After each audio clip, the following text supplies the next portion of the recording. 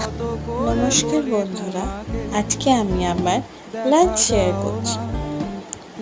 আজ লাঞ্চে ছিল সরু চালের ভাত, বাসমতি চালটা, আর সঙ্গে লাল লাল করে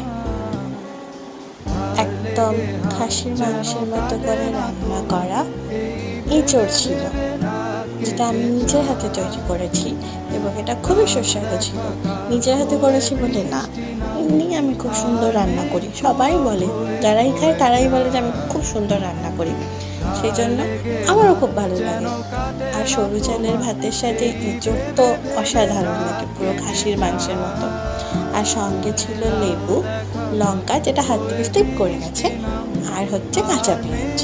একদম পিওর বাঙালি খাবার। কার কার ভালো লাগে এঁচড়, কমেন্ট প্লিজ, সাবস্ক্রাইব করে যেও, ঠিক আছে?